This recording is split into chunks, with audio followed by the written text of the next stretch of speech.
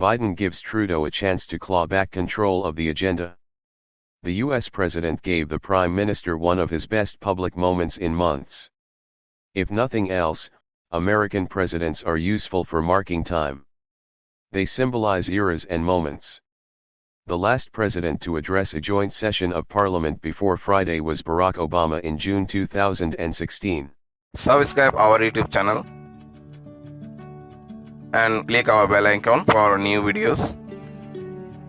Barack Obama in June 2016. Back then, Donald Trump was on the verge of being elected president. Now, Trump is on the verge of being indicted. Back then, Justin Trudeau was 7 months and 25 days into his time as Prime Minister and his personal approval rating was plus 32. Now, Trudeau has been Prime Minister for 7 years, 4 months, and 20 days and his personal approval rating is minus 19. I think we can all agree that our democracies are far from perfect. They can be messy and they can be slow, and they can leave all sides of a debate unsatisfied, Barack Obama told Parliament in 2016. Justin is just getting started. So in case you hadn't figured that out, that's where this gray hair comes from. Trudeau was still the younger man on stage Friday, not a challenge when you're standing next to an 80-year-old president. But he has a few gray hairs of his own now. And it would be surprising if the past month doesn't end up draining more color from what was once a widely remarked upon head of hair.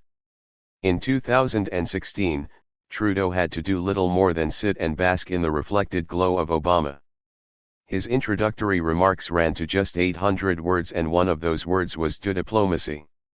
On Friday, Trudeau spoke for 18 minutes, laying out a vision and a shared agenda for Canada and the United States.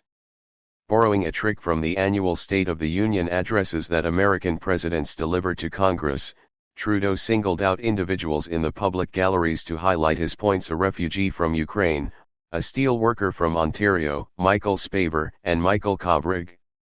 We must and we will meet this moment, Trudeau said after detailing a vision of intersecting economic, environmental, and security challenges and opportunities. After several weeks of every available molecule of political oxygen being sucked up by a series of sensational claims about Chinese state interference in Canadian politics, Trudeau seemed to realize he needed to seize this moment himself. Biden brings boundless optimism. While human rights groups were less than enthusiastic, Biden had already delivered Trudeau a political win by agreeing to amend the Safe Third Country Agreement. That news leaked even before the president arrived in Ottawa. But when he addressed Parliament, Biden was nearly boundless in his optimism. After the requisite talk about friendship and shared values, and after the requisite hockey joke, Biden said he wanted to talk about the future. And he did so in terms that Trudeau's Liberals would appreciate. He talked about tackling climate change and supporting clean energy. He asked his audience to imagine how unionized workers would build zero electric vehicle charging stations funded by government investments.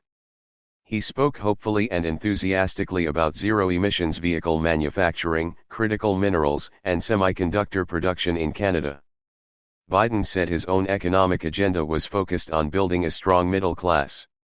He said diversity was strength. And he gently scolded the Conservatives when they seemed reluctant to applaud the fact that both the Canadian and American cabinets include an equal number of men and women. He celebrated Canada's contribution to the war in Ukraine, and he congratulated Canada on its efforts to free Kovrig and Spavor, citing the outstanding work Canada has done to build a coalition of nearly 70 countries endorsing the Declaration Against Arbitrary Detention in State-to-State Relations. These are the sorts of things Trudeau has struggled to find room for in the first 4 months of 2023. And they were delivered to an audience that was far more deferential than any Trudeau is ever likely to encounter again in the House of Commons. Biden is no poet. He is a classic American Pole, able to work a room and entertain.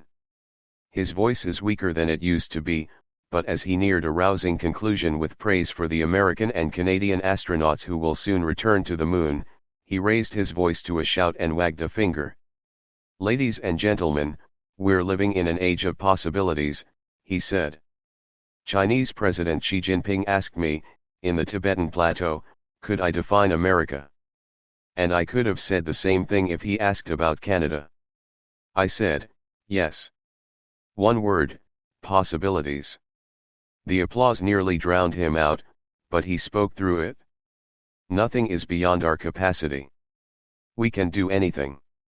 We have to never forget. We must never doubt our capacity, he said. Canada and the United States can do big things.